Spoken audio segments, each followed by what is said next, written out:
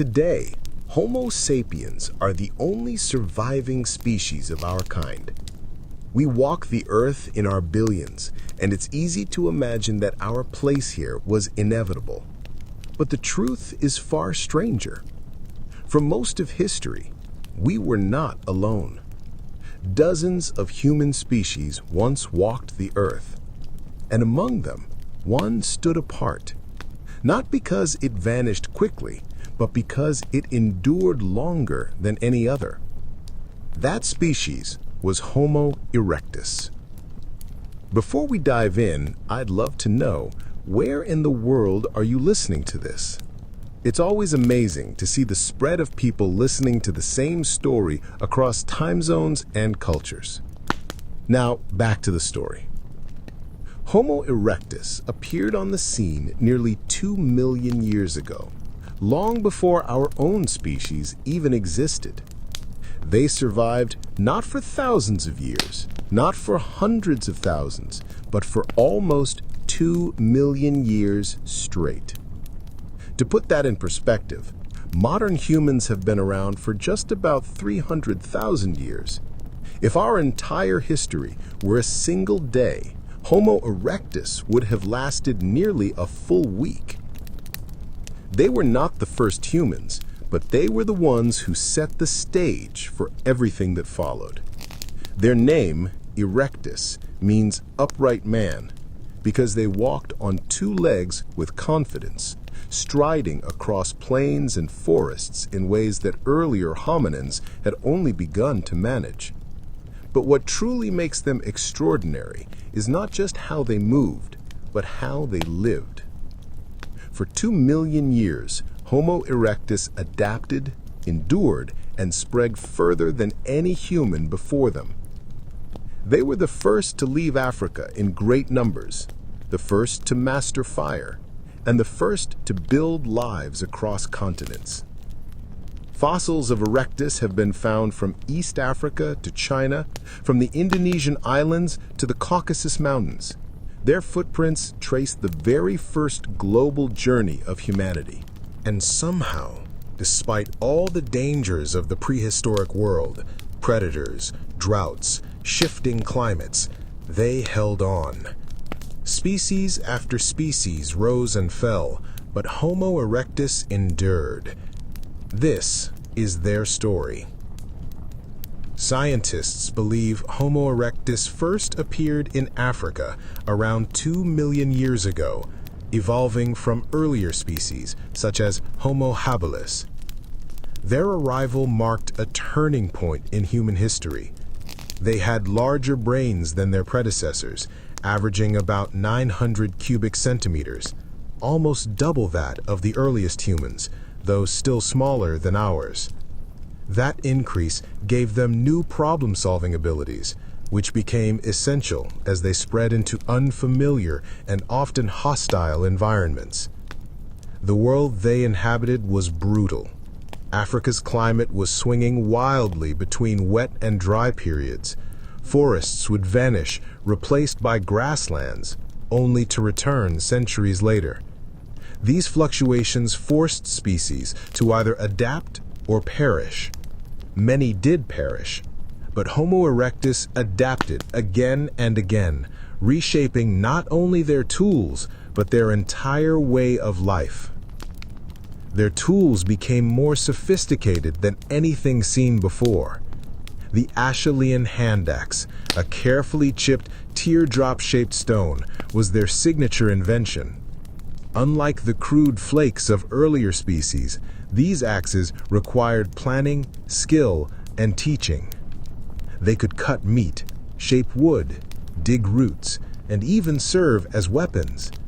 For over 1 million years, these tools changed little, which may seem to stagnation to us, but in reality, it was stability.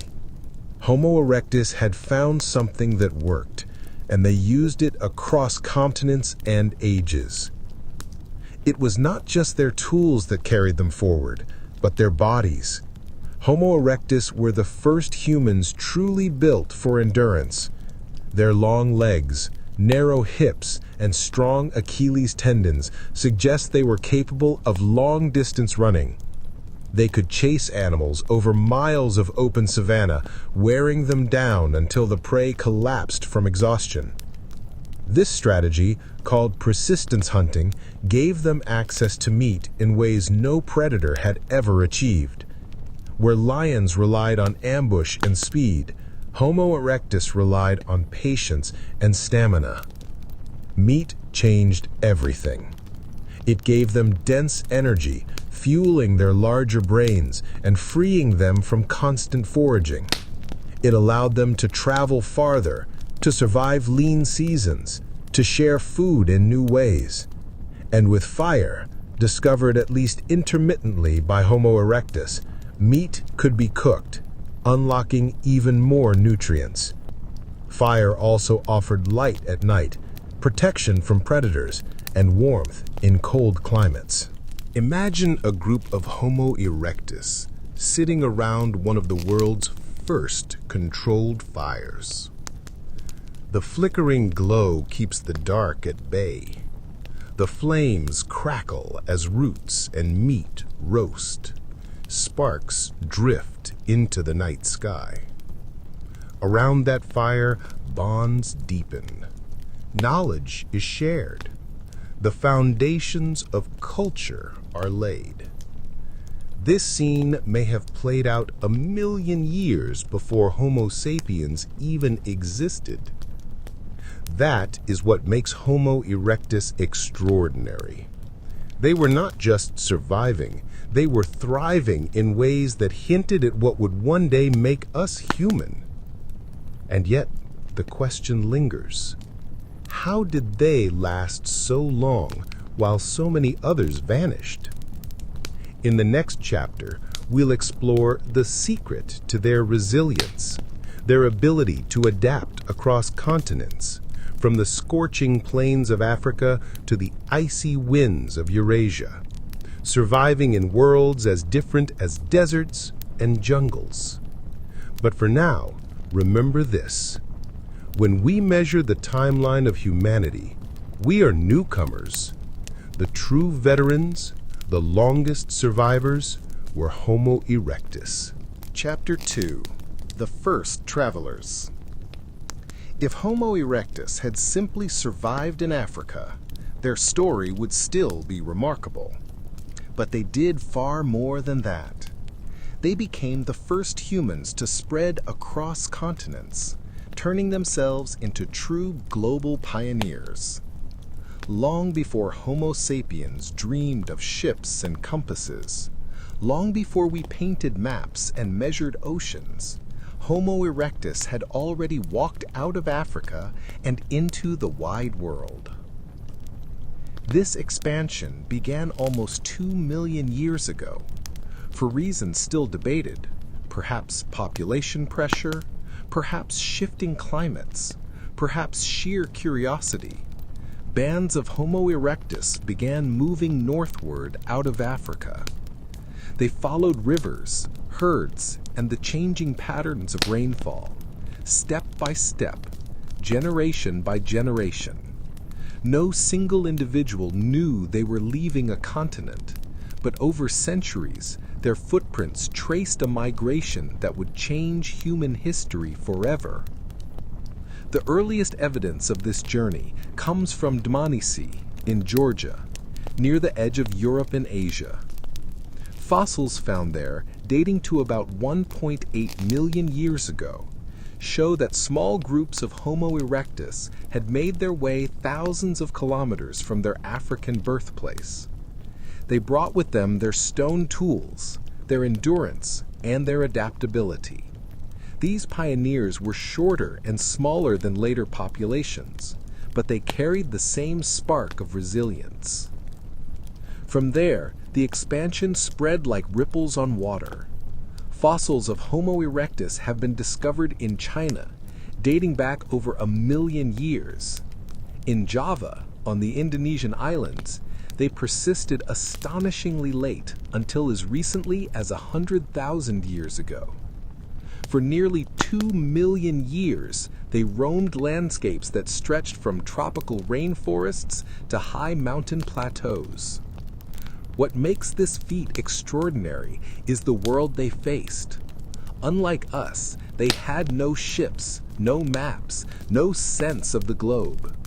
Their migrations were not deliberate expeditions, but slow drifts, driven by survival and opportunity.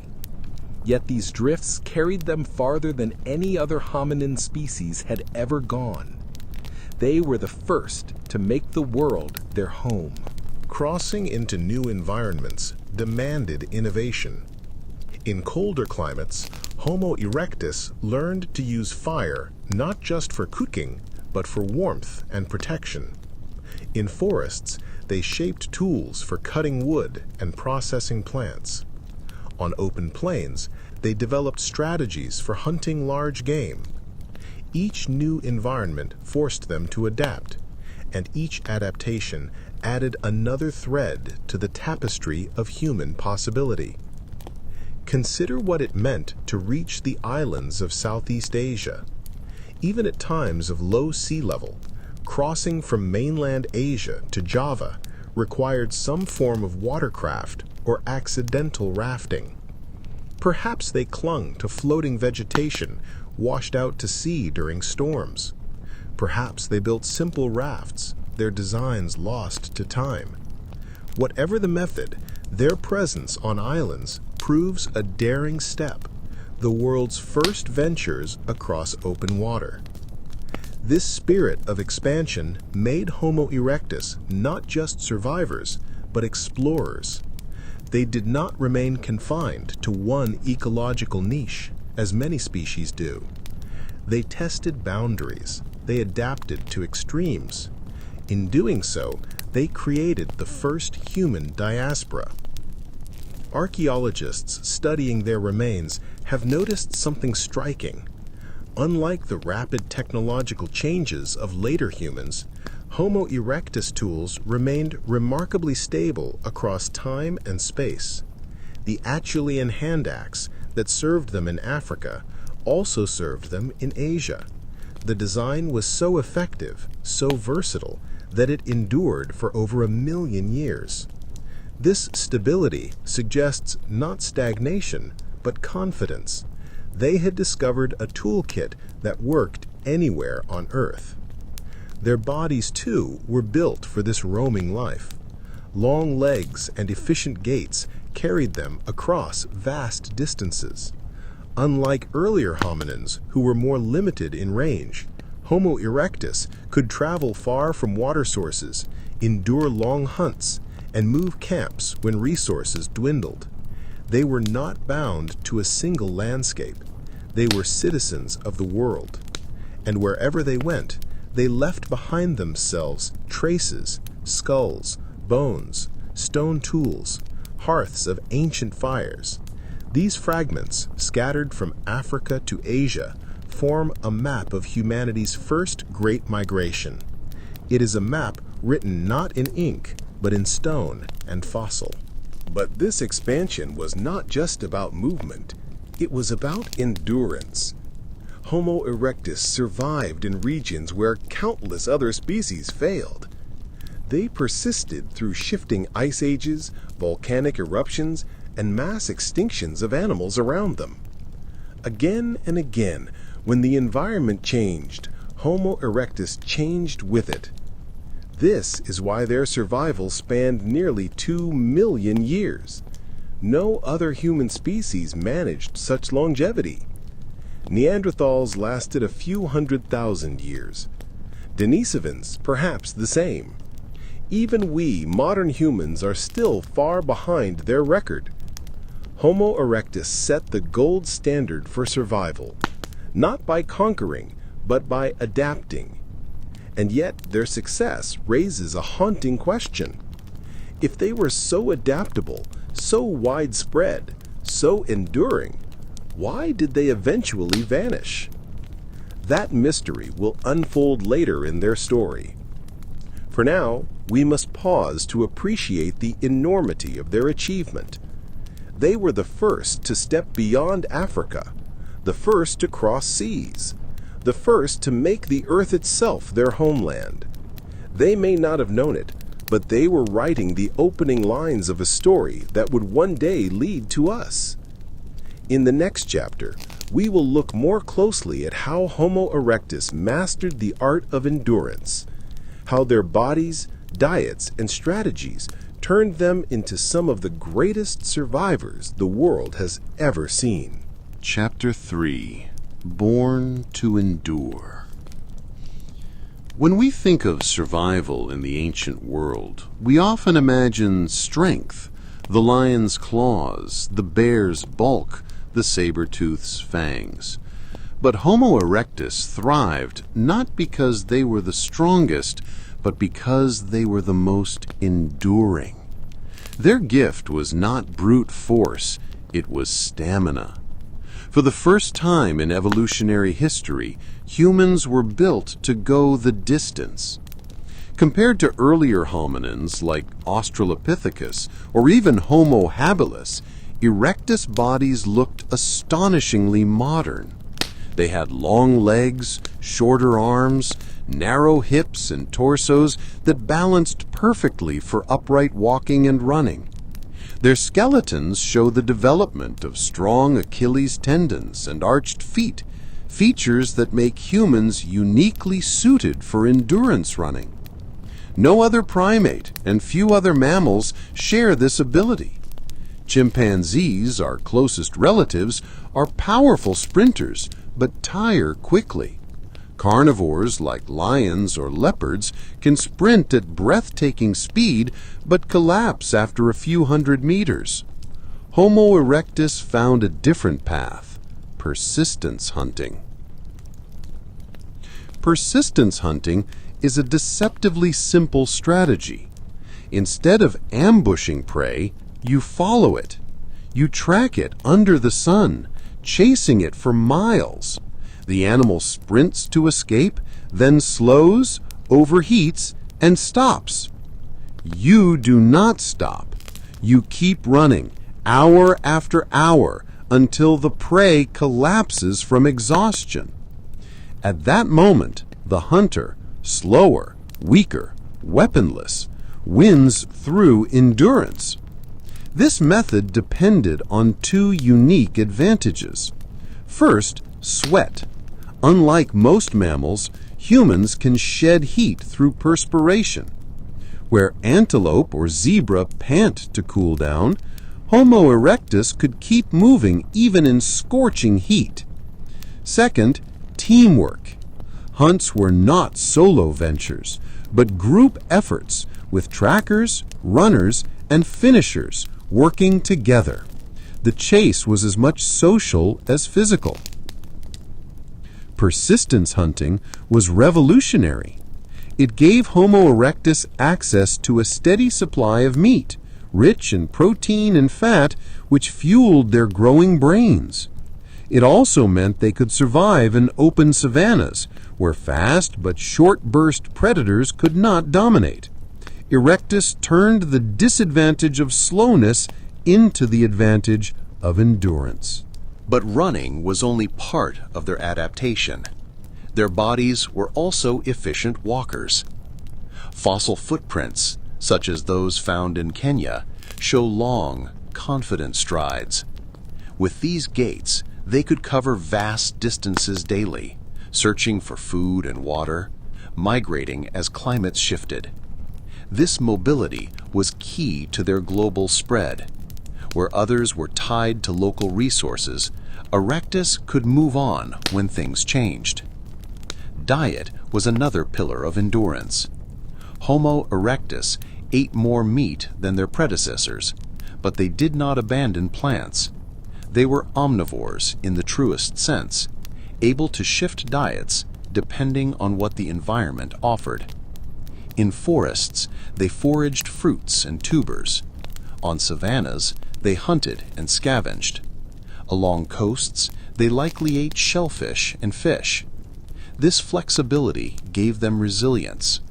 When one food vanished, another could take its place.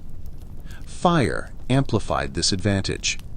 While evidence of controlled fire in Erectus sites is debated, many archaeologists believe they were the first to use flames with some regularity. Even if they did not master fire immediately, the earliest hearths suggest they experimented with it at least 800,000 years ago. Fire transformed raw food into digestible energy, softened roots and tubers, and made meat safer to eat. It also extended the day, gathering groups into the glow of flames long after sunset. Around those fires, a new kind of endurance emerged, not of body, but of culture. Knowledge could be shared in words, gestures, and stories. The hunt of the day could be remembered, the dangers of tomorrow anticipated. Erectus may not have had full language, but they had communication. And communication was as vital as muscle in their survival. All of these traits, running, walking, diet, fire, and culture, wove together into a species designed not for short victories, but for long survival. Where predators came and went, where climates swung and ecosystems collapsed, Homo erectus adapted and endured. And endure they did. For nearly 2 million years, they persisted through droughts, ice ages, volcanic winters, and the rise and fall of countless other species. Their strategy was simple, but astonishingly effective. Never the strongest, never the fastest, but always the most adaptable, always the most enduring. Imagine them on the African savanna, the midday sun blazing. A small band, lean and long-legged, moves at steady pace. Ahead, an antelope stumbles, exhausted. Hours of pursuit have broken its strength. The hunters close in. Their stone axes are ready. Tonight, there will be fire and food. And tomorrow, there will be another chase, another victory of patience over power.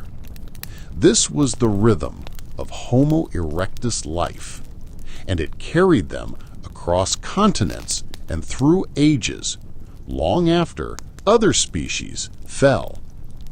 In the next chapter, we will turn from the body to the mind, how Homo erectus' growing brain reshaped their lives, and how intelligence, as much as endurance, became a key to their 2 million year survival. Chapter 4. Minds in the Making. If Homo erectus had only been strong of body, their story would already be impressive. But their survival was not written in muscle alone. It was also written in the mind. For the first time in history, humans began to think in ways that changed not only how they lived, but how they imagined the world. The brain of Homo erectus was bigger than any that had come before.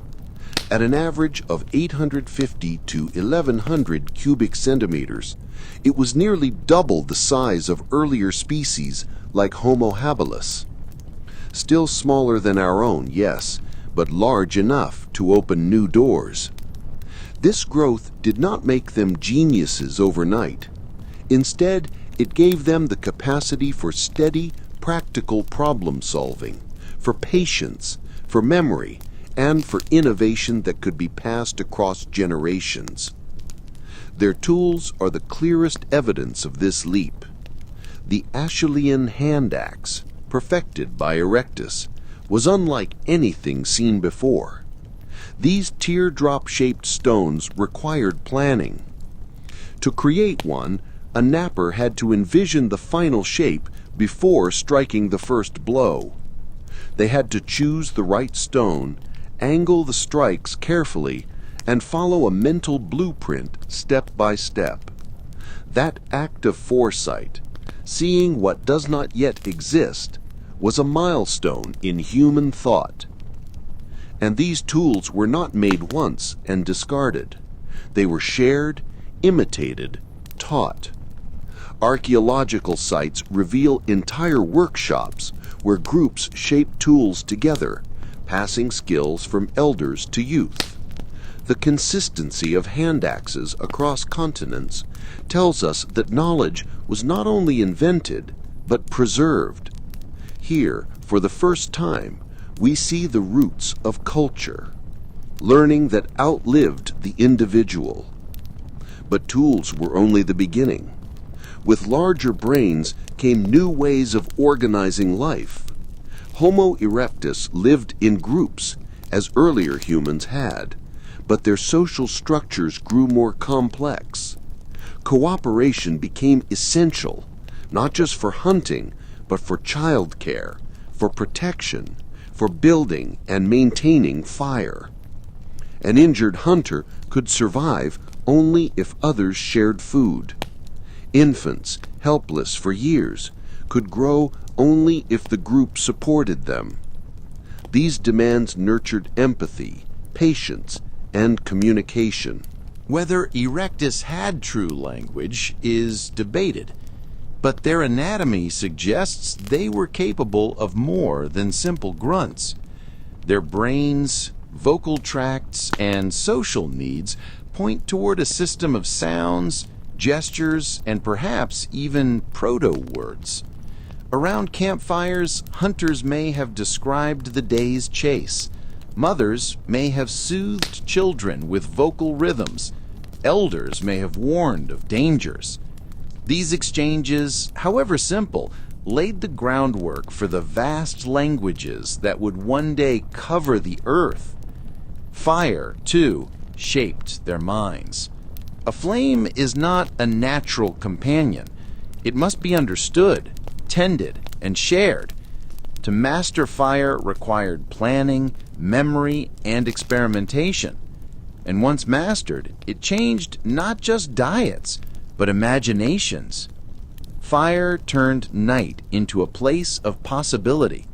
Its circle of light became a classroom, a stage, a sanctuary. Within that glow, knowledge could be repeated, reinforced, and ritualized. Some archaeologists suggest that Homo erectus may even have engaged in symbolic behavior, using pigments, arranging objects with intention, or burying the dead with care. The evidence is fragmentary and the debate ongoing, but whether or not they crossed fully into symbolism, they were on the threshold. Their larger brains and richer lives made symbolism possible. Perhaps the most profound mental leap of Homo erectus was patience. To run an animal to exhaustion, to nap a hand axe from a stubborn rock, to carry fire from camp to camp, these acts required the ability to imagine an outcome and work toward it steadily. Patience is the heart of foresight, and foresight is the heart of intelligence. In this way, Homo erectus became not just animals reacting to their environment, but thinkers shaping it. They looked at a rough stone and saw a tool. They looked at a spark and saw warmth, protection, and community.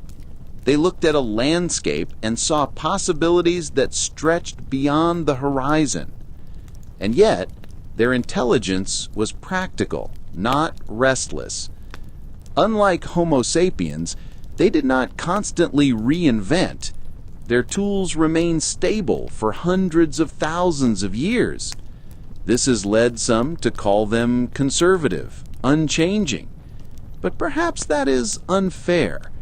Perhaps their stability was not stagnation, but wisdom, a recognition that what worked need not always be replaced. For nearly 2 million years, their way of life endured, proof that intelligence need not always mean novelty. Sometimes it means balance. Sometimes it means enough.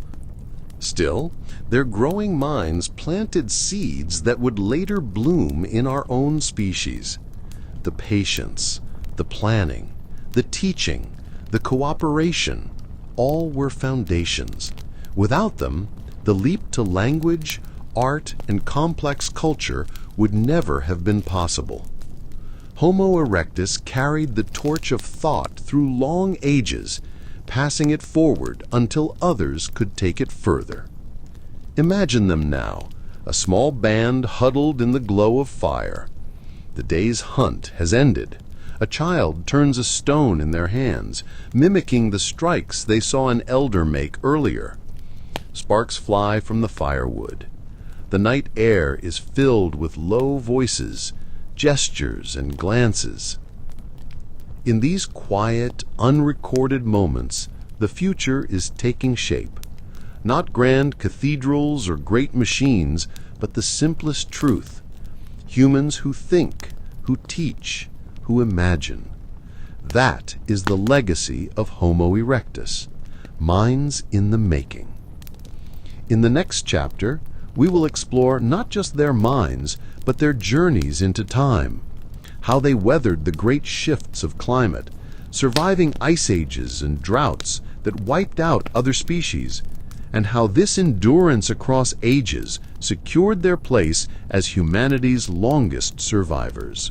Chapter 5: Survival in a Frozen World.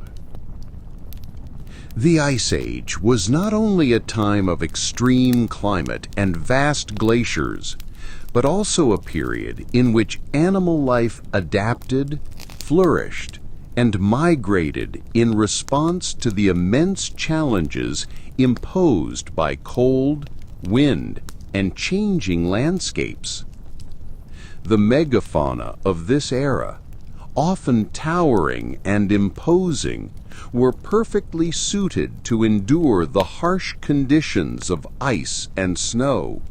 Their physical characteristics and behaviors honed by thousands of generations of survival in an unforgiving world. Mammoths, for example, stood as icons of the Ice Age. Their enormous size, long curved tusks, and thick shaggy coats, allowing them to traverse vast expanses of tundra and steppe. Beneath their fur, layers of fat insulated them against temperatures that would have frozen most other animals, while their trunks enabled them to strip bark, dig through snow, and manipulate the environment to access food.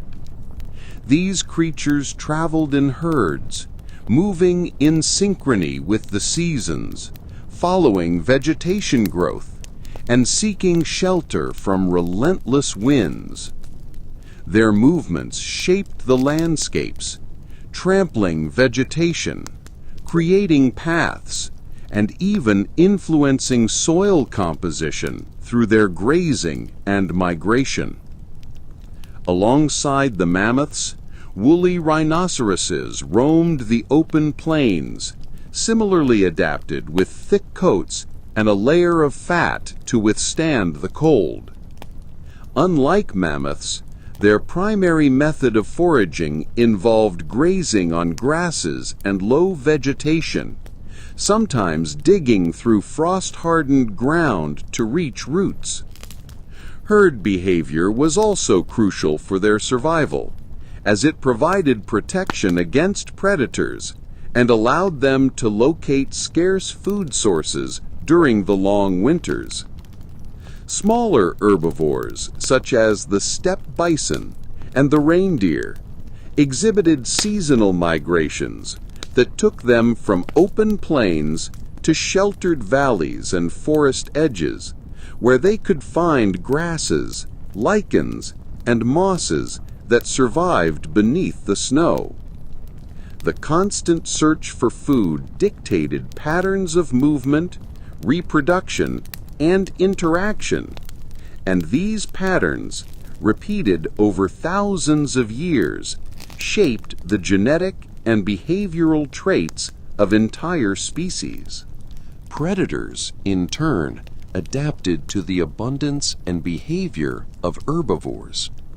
Wolves, for instance, evolved cooperative hunting strategies, tracking and coordinating attacks on herds of reindeer or bison.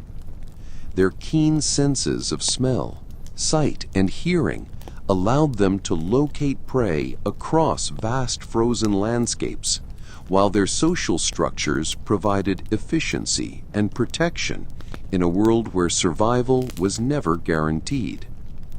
Large cats, such as cave lions and saber-toothed cats, relied on ambush and strength to take down the biggest herbivores. Their muscular bodies and powerful jaws optimized for sudden bursts of speed and overwhelming force. Even smaller predators, including foxes and weasels, played crucial roles in maintaining ecological balance, hunting rodents and other small animals that could survive beneath the snow and ice, sustaining food chains in ways that were subtle but essential. Birds of the Ice Age adapted in equally remarkable ways.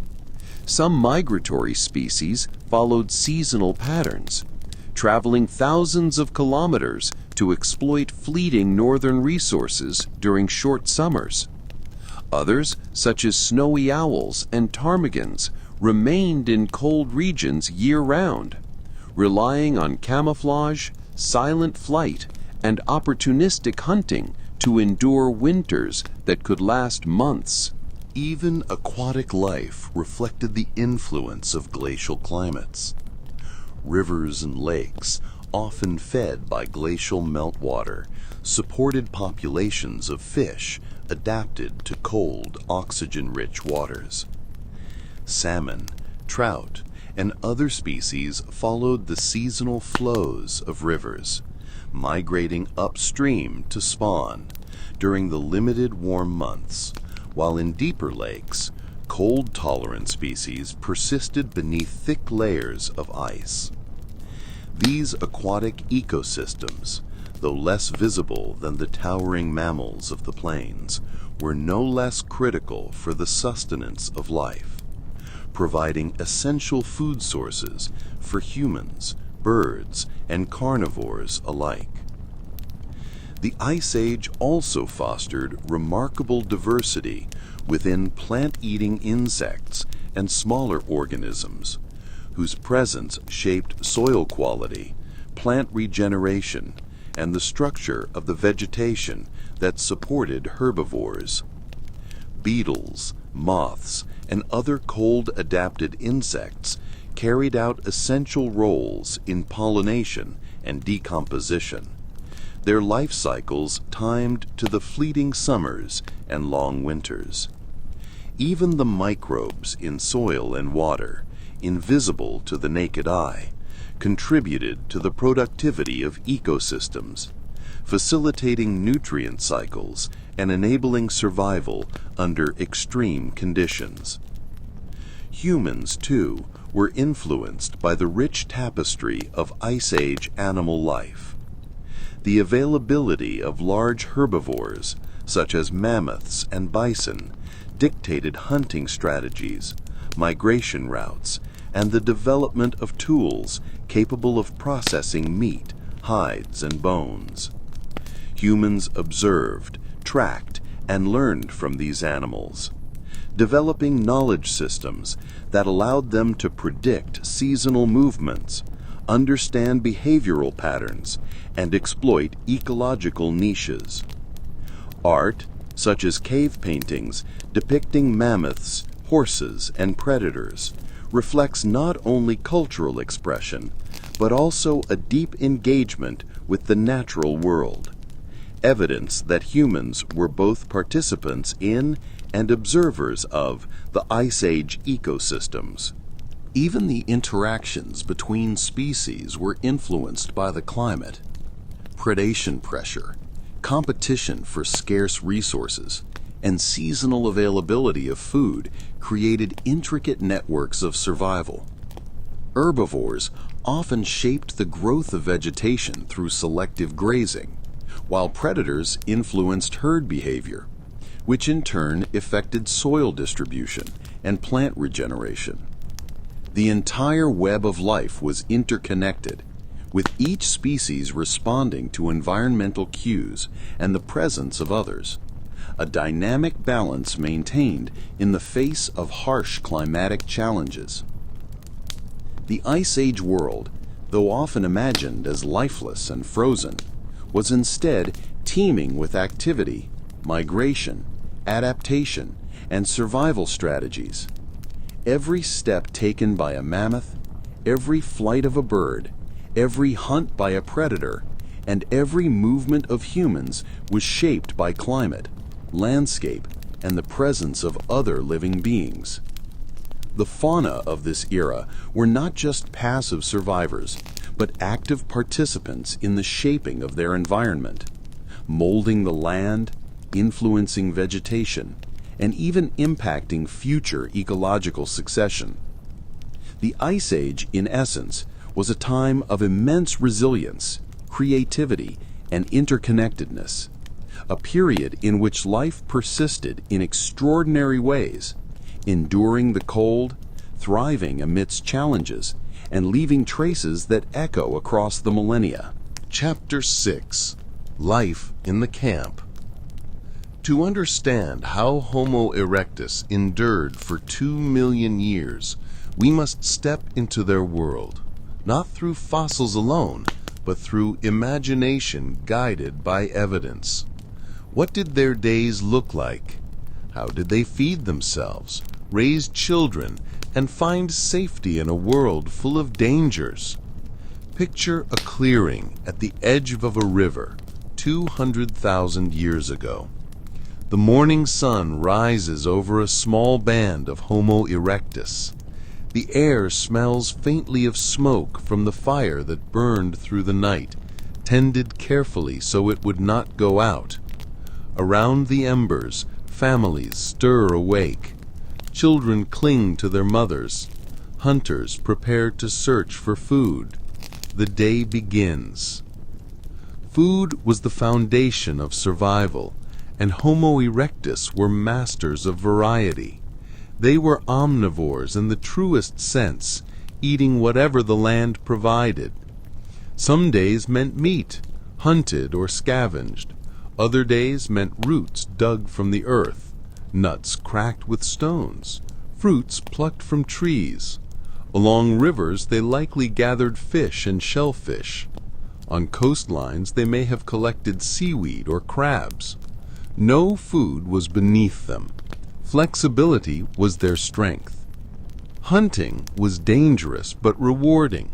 Sometimes it meant persistence hunts, chasing an antelope across miles of savanna until it collapsed in exhaustion. Other times it meant opportunism, driving animals into traps, scavenging carcasses left by lions, or working together to ambush prey. Their stone tools, especially hand axes, made butchering efficient. A single kill could feed an entire band, with meat shared among hunters, gatherers, and children alike. Sharing was not kindness alone. It was necessity. A hunter might return empty-handed on one day, but succeed the next. By pooling resources, groups smoothed out the harsh unpredictability of life. This cooperation was one of their greatest survival tools. Fire changed everything. With fire, meat could be roasted, making it easier to chew and digest. Tubers and roots, once bitter and tough, became edible. Firelight kept predators at bay and extended waking hours. The campfire became the heart of daily life, a circle where food was shared, stories exchanged, and bonds deepened. It was around fire that Homo erectus became more than survivors. They became a community. Childhood in a Homo erectus band was long compared to most animals. Infants could not fend for themselves and depended on mothers and others for years. This dependence shaped their social lives. Grandmothers, siblings, even unrelated adults likely helped in raising children.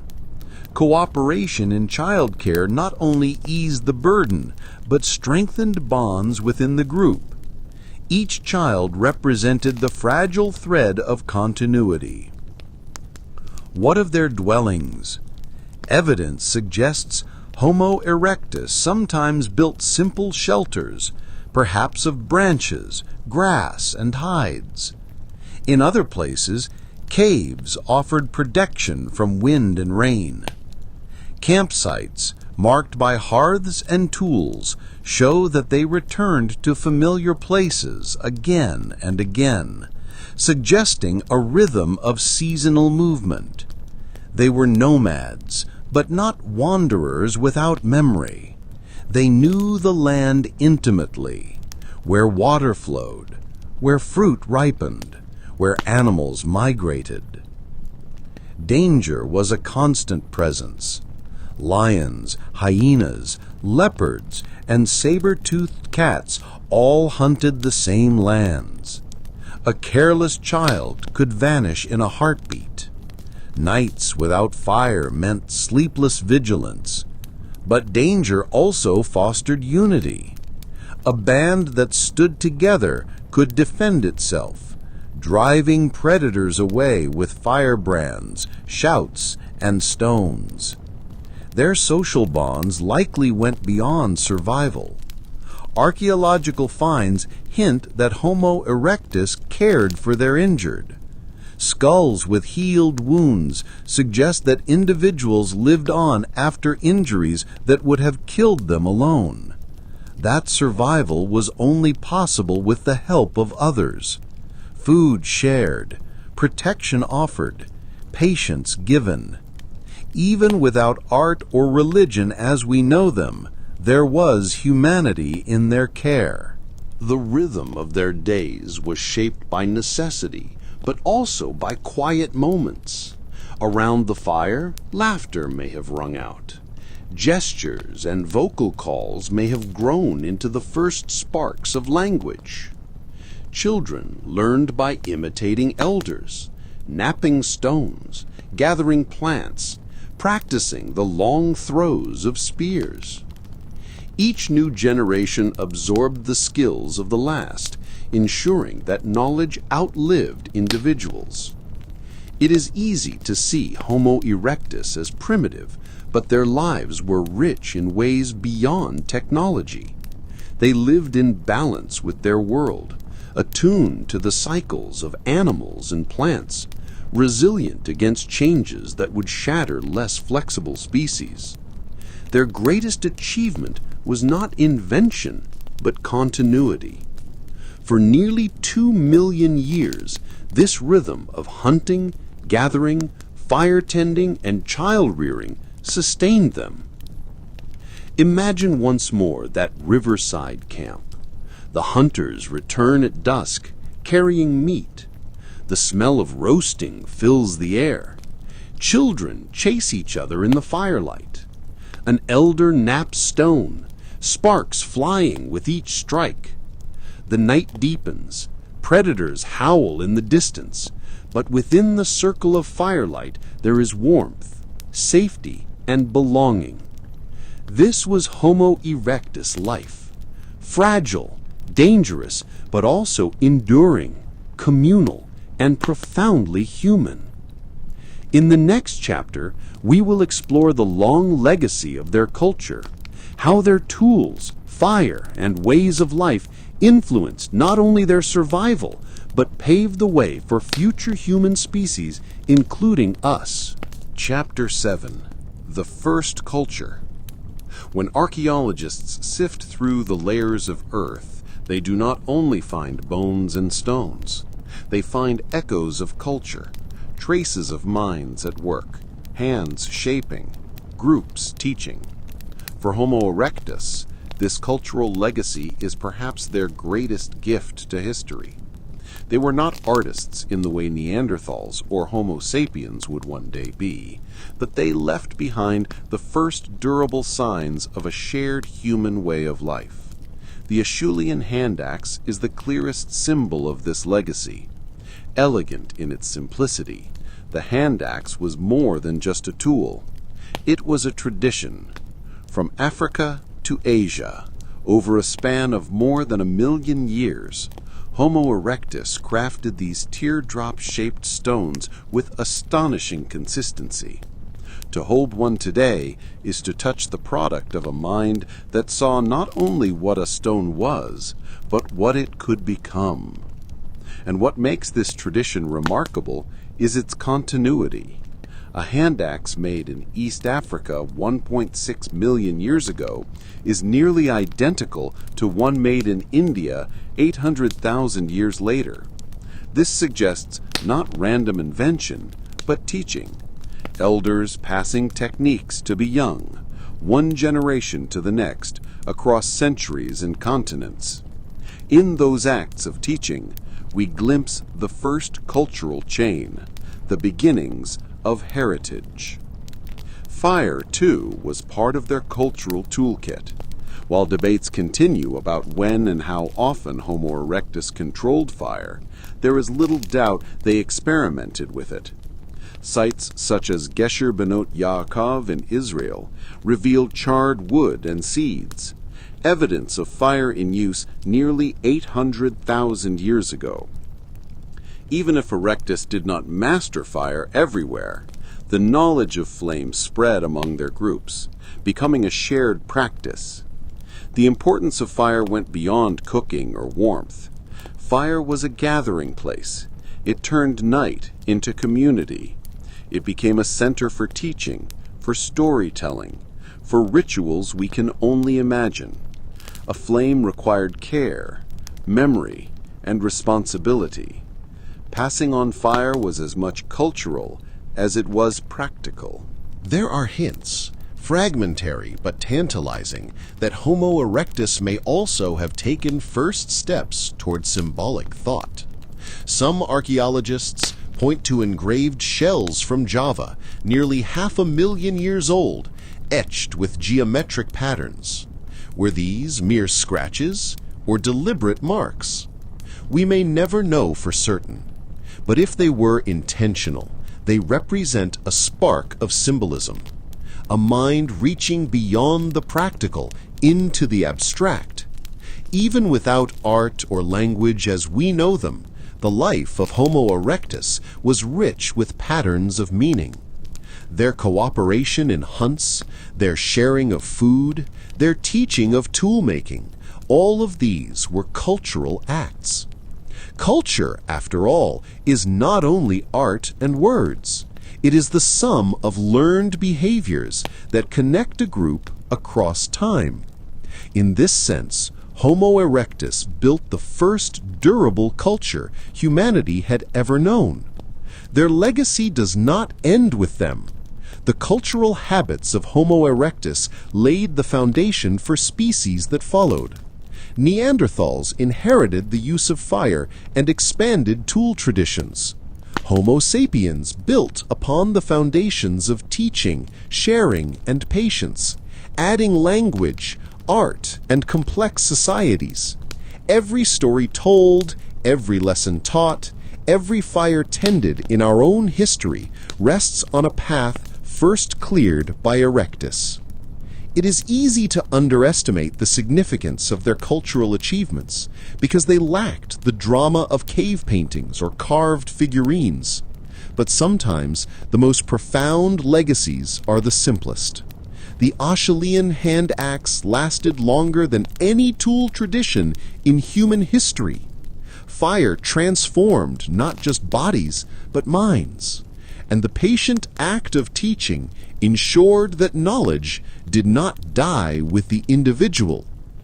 Culture, in the end, is continuity, and continuity was what Homo erectus mastered better than any other species. Imagine them seated in a circle of firelight. An elder holds a rough stone, striking it with another, sheeping its edges.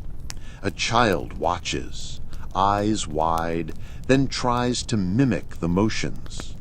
Sparks flash. The elder corrects with a gesture, demonstrating again. Knowledge passes silently but powerfully, a bridge across generations. That moment is culture.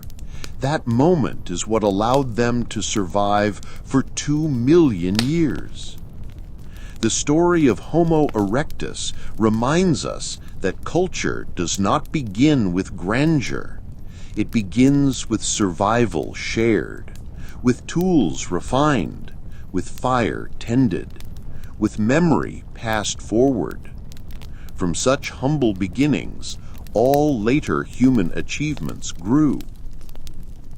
In the next chapter, we will explore the final centuries of Homo erectus, the twilight of their long reign. For even the greatest survivors must one day face decline. Their disappearance is a mystery still debated, and in that mystery lies a profound question. Why did the species that endured longer than any other eventually vanish? Chapter 8. The Long Goodbye. Every story, no matter how enduring, eventually finds its ending. For Homo erectus, that ending came after nearly 2 million years of survival. No other human species has lasted as long, and yet even they, the great survivors, were not immortal. Their disappearance is not marked by a single moment, a single catastrophe, but by a long fading from the fossil record, a quiet retreat from the stage of history. The last known populations of Homo erectus lived in Southeast Asia, on the island of Java, surviving until perhaps 100,000 years ago. By that time, other human species had already emerged. Neanderthals roamed Europe, Denisovans occupied parts of Asia, and our own species, Homo sapiens, was beginning to spread from Africa. Homo erectus, once the pioneers of expansion, were now surrounded by successors. Why did they vanish? The truth is complex and likely involved many threads woven together. One theory points to competition. As new human species evolved, they brought with them larger brains, more advanced tools, and increasingly complex cultures. Neanderthals mastered sophisticated hunting techniques. Homo sapiens developed symbolic thought and language. Against this backdrop, Homo erectus, with their conservative toolkits and slower cultural pace, may have been outcompeted. They were steady, but their steadiness may have become a disadvantage in a rapidly changing human world. Another factor may have been isolation. The last populations of Homo erectus in Indonesia were cut off by rising seas and shifting landscapes. While isolation had once protected them, allowing them to endure while others vanished, it also limited their ability to exchange ideas, genes, and survival strategies with broader populations. Over time, small, isolated groups can become vulnerable to disease, inbreeding, and resource shortages. Climate change also played its role. As ice ages advanced and retreated, environments shifted dramatically. Forests gave way to grasslands, coastlines flooded, rivers dried. Each change demanded adaptation. Homo erectus had weathered countless such shifts before, but in their final millennia, the challenges grew sharper. New species adapted more swiftly, leaving erectus behind. There is also the possibility of direct replacement. As Homo sapiens spread, they may have encountered Homo erectus in some regions. Whether through competition for resources, displacement, or even violence, our ancestors could have contributed to their disappearance. Unlike with Neanderthals, there is little genetic evidence of interbreeding between sapiens and Erectus, suggesting that contact may have been limited, or that Erectus was already in decline when we arrived. But perhaps the simplest truth is this: even the greatest survivors face limits. To endure for nearly 2 million years is to achieve the extraordinary. Yet, no species lasts forever. The Earth changes. Circumstances shift. Survival demands not only adaptation, but sometimes reinvention. Homo erectus, steady and resilient, may have simply reached the edge of their adaptability. Still, their long goodbye was not a tragedy in the ordinary sense. It was not sudden, not catastrophic.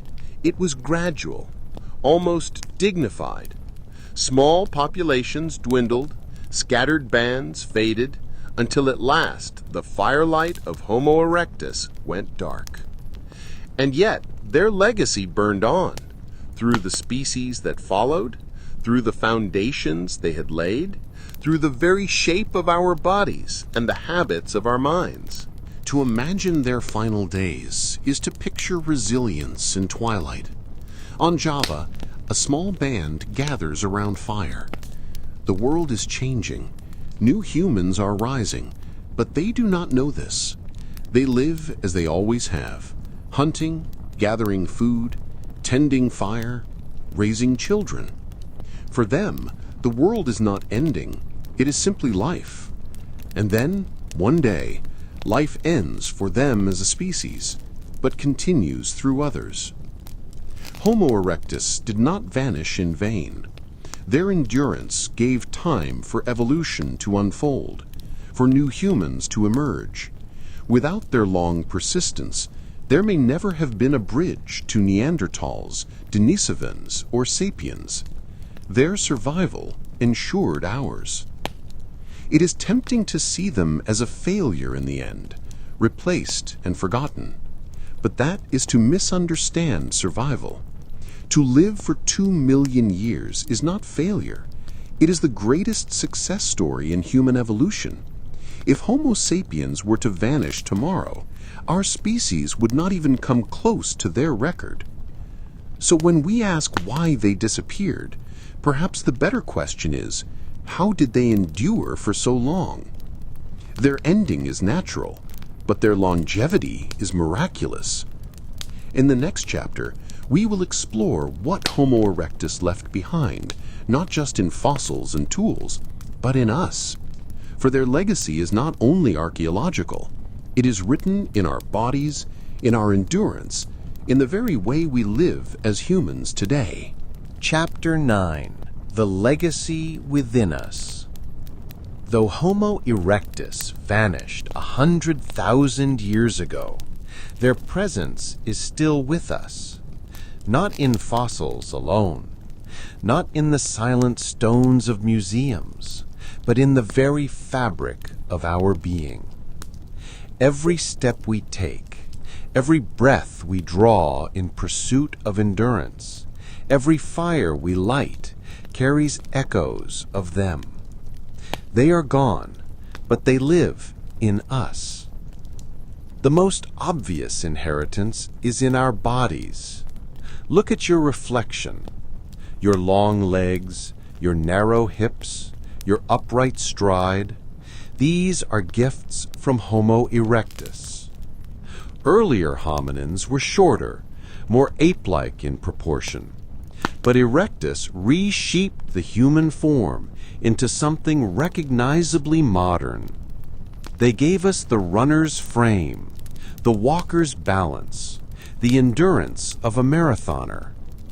Without their anatomical innovations, we could not have spread across the earth. Our capacity for sweat, that strange, often inconvenient ability, is also theirs.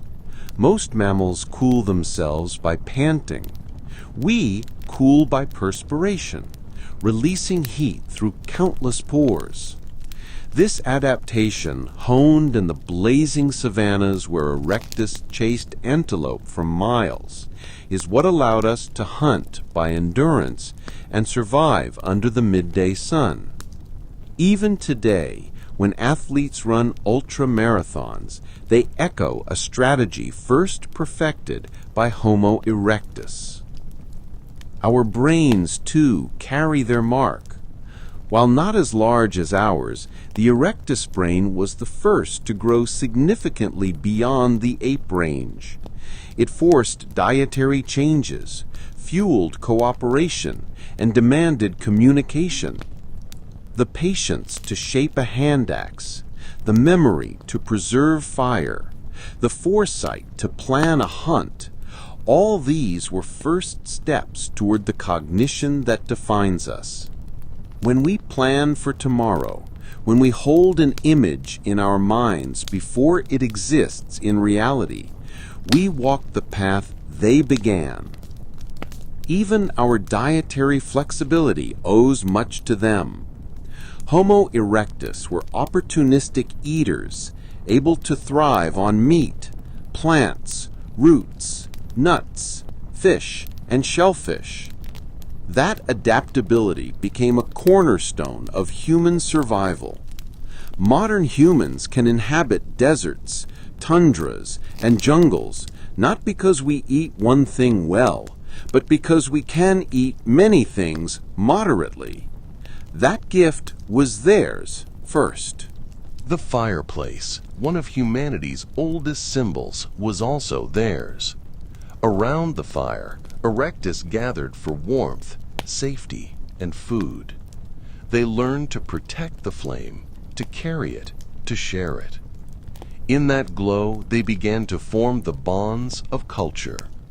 Today, when families sit around a hearth, or when campers circle a bonfire, we repeat a ritual that stretches back 1,000,000 years to Homo erectus. But perhaps their greatest legacy is less visible.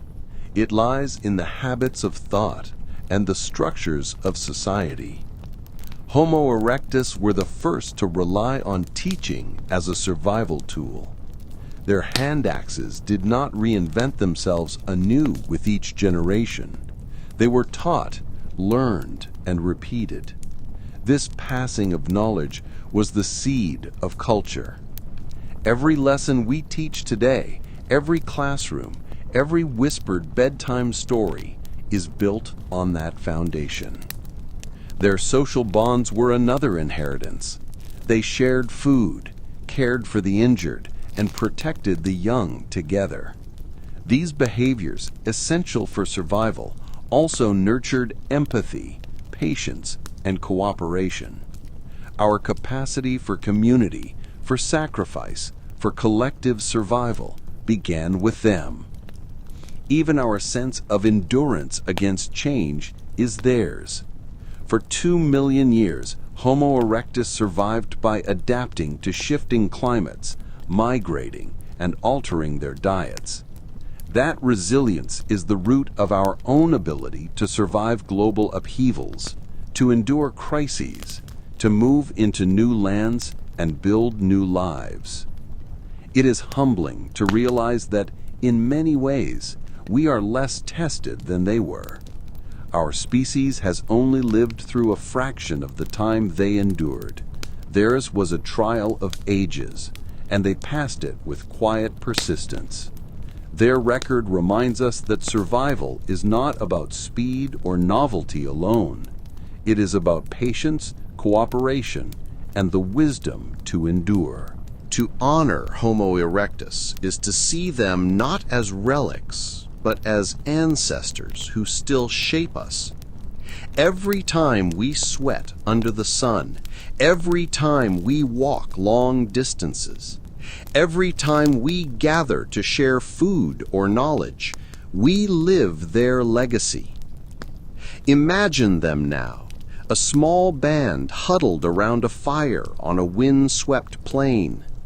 They do not know us, cannot imagine skyscrapers or satellites or cities of millions, And yet we are already within them, in their bones, their habits, their persistence. They carried forward the human story so that we could one day continue it. Their disappearance was not the end. Their legacy did not die. It walks in us. In the next and final chapter, we will step back and reflect on the great arc of their story, how a species that lasted longer than any other reminds us of what it means to be human, and what lessons their endurance may hold for our own uncertain future. Chapter 10. Lessons from the Longest Survivors. 2 million years is a span so vast that it almost escapes imagination. Civilizations rise and fall in the blink of an eye compared to such a stretch of time. Empires, religions, and nations, all the things we call enduring, are but sparks against the great timeline of Homo erectus. They were here long before us, and they endured far longer than we yet have. And though their fires are now long cold, the lessons they leave us still burn. Their first lesson is the power of endurance. In a world that often glorifies speed, conquest, and dominance, Homo erectus thrived not because they overpowered their rivals, but because they outlasted them. They did not need to be the strongest, nor the fastest. Their genius lay in patience, in steady steps, in long hunts, in quiet adaptation. Endurance, more than brilliance, was the key to survival. Their second lesson is the value of adaptility. The Earth they knew was not stable. Ice sheets advanced and retreated. Forests became deserts. Seas rose and fell. Again and again, Homo erectus faced upheaval, and each time they adjusted, moving, learning, changing. They did not cling to what was lost, but embraced what was possible. In their ability to adapt, they show us a path through our own age of change. Their third lesson is the importance of community. No hunter, no mother, no child could have survived alone. It was the sharing of food, the tending of fire, the teaching of skills, the care for the weak that made their survival possible. Their strength was collective. In a world filled with predators and uncertainty, they stood together. Their legacy reminds us that our humanity is not only in what we create, but in how we care. Their fourth lesson is one of humility. For all our cities and technologies, our species has lived only a fraction of the time they did. We often believe ourselves permanent, destined to endure. But Homo erectus reminds us that no species is eternal. Survival is always temporary. To endure for 2 million years is extraordinary, but even that has its end. Their story is both a warning and an invitation, a warning of impermanence and invitation to live wisely in the time we are given. And finally, their lesson is about continuity. Though they vanished, they are not gone. Their bodies shape ours. Their endurance echoes in our runs. Their fires burn in our hearths. Their patience flows in our persistence. Their story did not end with extinction. It continues in us. To remember Homo erectus is to remember ourselves, for we are their legacy. Imagine them one last time. A twilight camp on a distant savanna. A small band gathered close to the warmth of fire.